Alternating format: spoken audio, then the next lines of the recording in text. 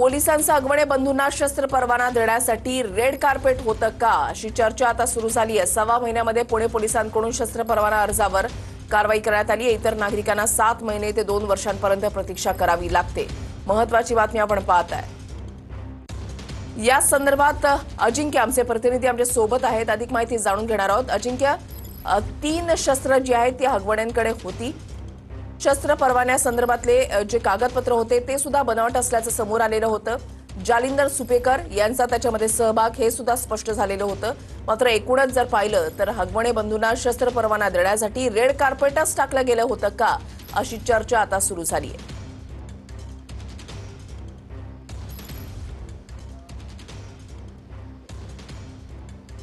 अगदी बरोबर आहे। खरं तर यांनी या हगवण्यांनी शस्त्र परवाना मिळावा त्यासाठी अगोदर पुणे ग्रामीण पोलिसांकडे अर्ज केला होता। मात्र नक्की कारण देऊ शकले नाहीत। ज्याच्या जीवाला धोका आहे किंवा काहीतरी अडचण आहे अशा लोकांना शस्त्र परवाना दिला जातो। यांनी अगोदर पुणे ग्रामीण पोलिसांकडे शस्त्र परवाना मिळावा म्हणून अर्ज केला होता।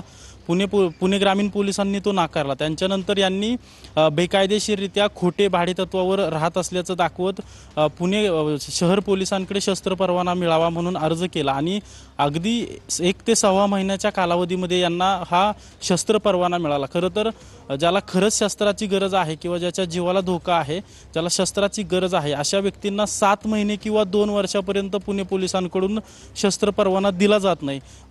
पडताळणी केली जाते, नेमकं कारण काय आहे, शस्त्राचा वापर कशा प्रकारे होणार आहे किंवा नेमकी या शस्त्र परवान्याची तुम्हाला गरज काय आहे अशा प्रकारची पडताळणी पुणे पोलिसांकडून 7 महिने ते 2 वर्ष अगदी जे स्थानिक ज्या पोलीस स्टेशनच्या हद्दीमधून हा शस्त्र परवाना द्यायचा आहे त्या ठिकाणचे PI जे असतात ते तपास करतात, ते अहवाल देतात। त्याच्यानंतर शेवटी जो आहे तो पुणे पोलीस आयुक्त शस्त्र परवाना द्यायचा की नाही हा निर्णय घेतात। मात्र या हगवणे बंधूंना नेमकी कोणी मदत केलेली आहे किंवा हगवणे बंधूंना पुणे पोलिसांनी अगदी एवढ्या कमी कालावधीत शस्त्र परवाना कसा काय दिला अशा प्रकारचा आता प्रश्न उपस्थित होतोय। कारण की या हगवणे बंधूंचे जवळचे नातेवाईक जालिंदर सुपेकर जे आहेत त्यावेळी पुणे पोलीस अप्पर आयुक्त होते असं देखील कळतंय आणि त्यांनी हा सगळा परवाना मिळवून देण्यासाठी मदत केली असल्याचं देखील चर्चा आहे। मात्र सामान्य नागरिक किंवा ज्याच्या खरंच जीवाला धोका आहे या व्यक्तींना 7 ते 2 महिने शस्त्र परवान्यासाठी लागतात आणि या हगवणे बंधूंना अगदी 6 महिन्यात हा शस्त्र परवाना दिला गेला। त्यामुळे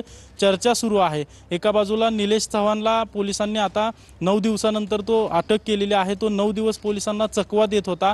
आता त्याला बावधन पोलीस स्टेशनच्या ताब्यात देण्यात आलेला आहे। काही वेळात त्याला शिवाजीनगर न्यायालयात हजर केलं जाईल। त्याने देखील कसपटे कुटुंबियांना शस्त्राचा धाक दाखवलेला आहे, बंदुकीचा धाक दाखवून धमकावलेला आहे।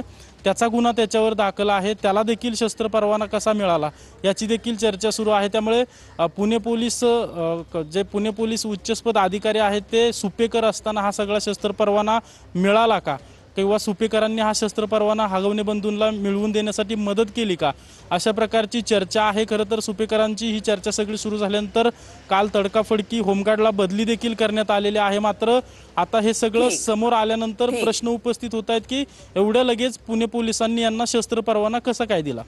नक्कीच धन्यवाद तुम्ही दिलेल्या सविस्तर माहितीसाठी। अपडेट सातत्याने तुमच्याकडून जाणून घेणार आहोत।